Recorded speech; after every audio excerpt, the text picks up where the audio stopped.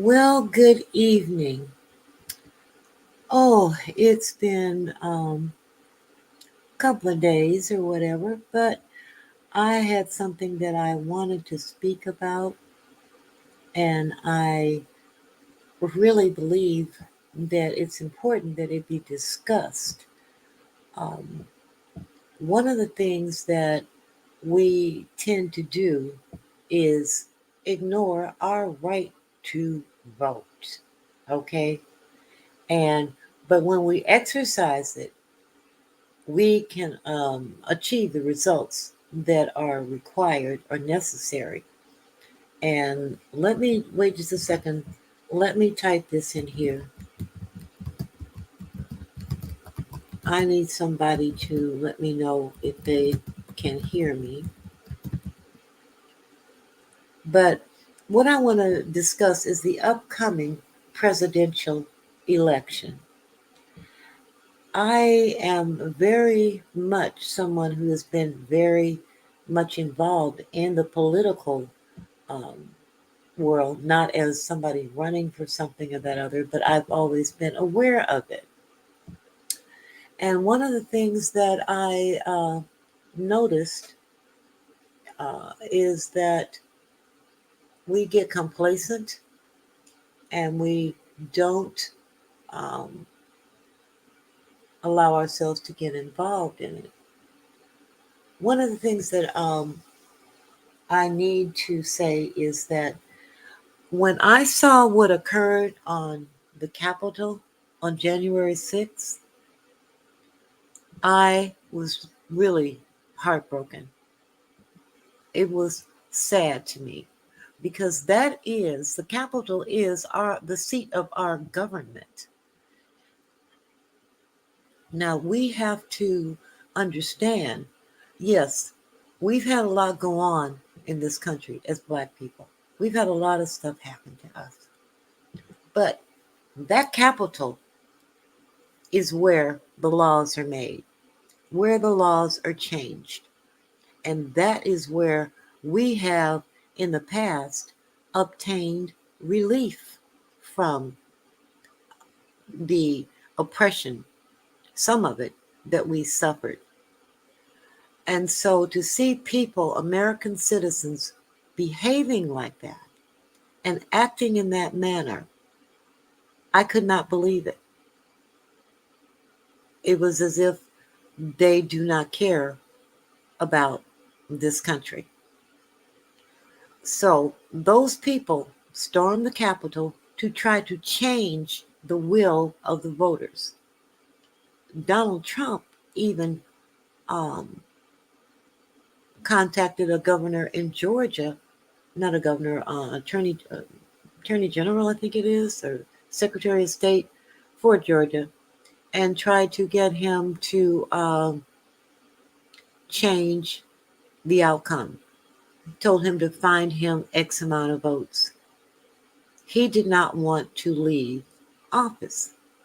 But this happens every 4 years or every 8 years. However, it happens, it happens. And most of my lifetime, I may be for the person who doesn't win. Okay? I'm not going to storm no Capitol because that's how our system is. The outcome is the outcome. And I'm not going to storm a Capitol personally. Now, in 2000, with the Gore um, vote, I Gore Bush. Remember that? Some of you are maybe too young to remember, but I essentially I was down by the federal building with my sign and everything else.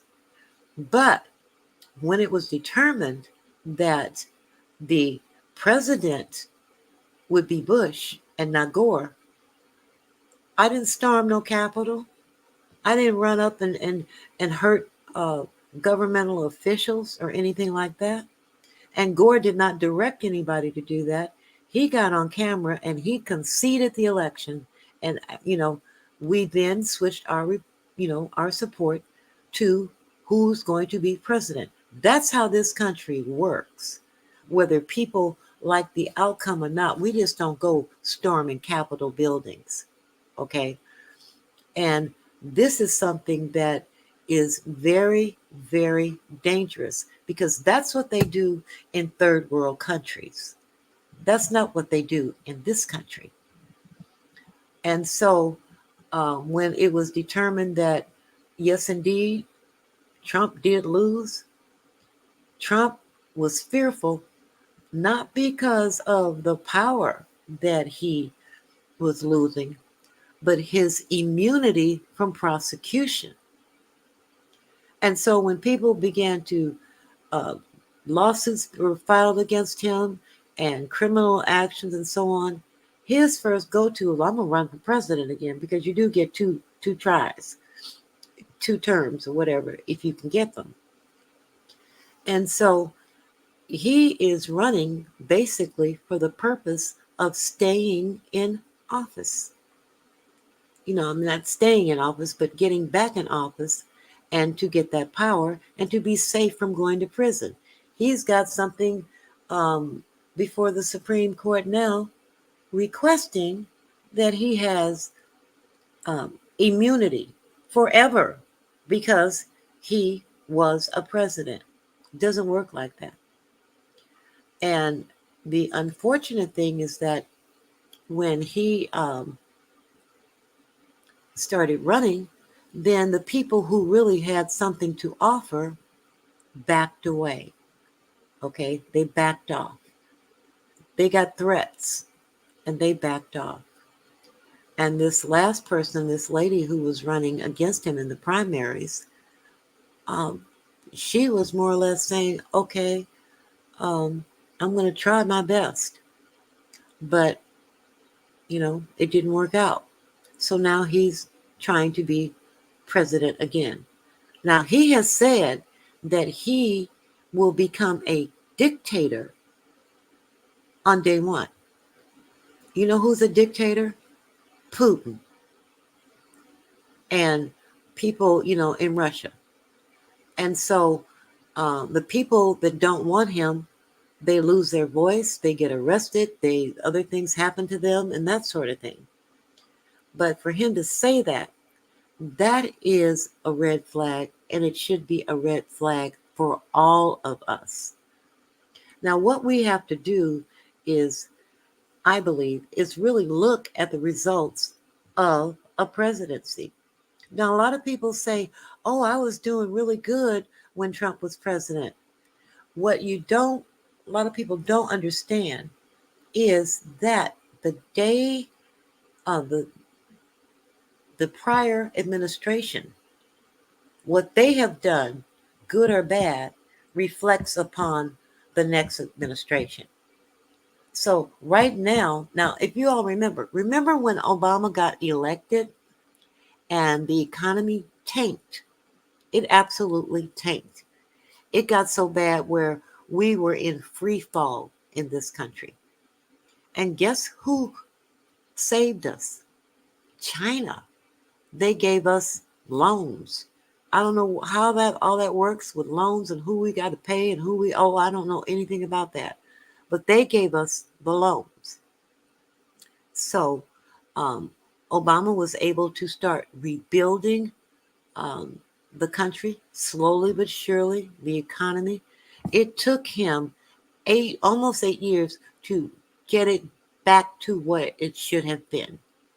So when Trump became president, well, yeah, everything was great because of what Obama had done. Now, the suffering that's going on now, who was the prior administration? Trump. Because the policies that are put into place economically are put into place in such a way that it takes time for them to move through the system and for its impact to be noted. And so this is where we're at now. So if you're basing your what you want to do based upon the current situation, think about what it's going to be like when someone gets into office and there is a clear cognitive decline. You can hear it when he speaks. He does forget the names of his children. All you have to do is watch his rallies. So when he is the alternative to Biden, because personally, I would like to see younger people in the arena running for president. I really would. That's my preference. And I think that when that's not an option, the only option is Biden, not Trump. He doesn't care about serving the country. He cares about serving himself and being the person um, in charge. And if he's a sitting president, they can't do anything. And so he doesn't care about the people of this country. He doesn't care about his own supporters, really. He just cares about himself. And I honestly believe if he does get convicted, he's going to hop on that Trump plane and go to Russia. He's going to leave. If he can't get around it, he doesn't want to go to jail or go to prison. And who does? But the thing is, you don't run for president in order to stop it, because that's setting a precedent. Anybody can run for president, and they can run for president and they can say, um, hey, you know what? I'm going to run for president, so you can't touch me while I'm running. You can't touch me, if I win. So someone can commit criminal acts and become president. Someone can commit insurrection. Now, what they're saying is what the Supreme Court just did regarding the Constitution is unconstitutional. So they're already starting to dismantle the Constitution. There are rules as to who can run for president. If you've engaged in insurrection, the Constitution says you cannot not only not run for president, you cannot be president. And that was started with the Civil War because um, they didn't want the people who had tried to overthrow the government to be in office. And that's essentially what happened. But it's very important to recognize all of this and then to say, okay, do I really want this man for president? If it's a choice between it becoming a dictatorship and all sorts of bad things happening, what do you choose? Do you choose um, your country or Trump? Because if he is elected again, it won't be America anymore. And I'm not saying that America is perfect, but it's what we have and what we've worked to make better throughout the years. And I am one who's saying um, this storm the ballot box like they stormed the Capitol. That's not me originally. That's what's going around in the political world. And the political world is clearly um, concerned, and voters are concerned, and everyone else is concerned. We have to save what we have and what we've built from destruction. And the way to do that is to go to the polls and not vote for Trump. Don't do it. Now, I'm not a Democrat, I'm an independent, and I've been an independent for years, decades, basically. And the only down part of that is that you don't get to vote in the primaries. And hopefully, um, a lot of people will recognize that there are other alternatives, but an independent can vote either way they want to. And I am highly suggesting that you look into what's going on and pay attention. And at some point, um, make certain that you look into it, watch his speeches, watch his behavior, watch the allegations, look at the allegations against him, and then um, do not vote for Trump. That's it. That's all. Have a great evening, everyone.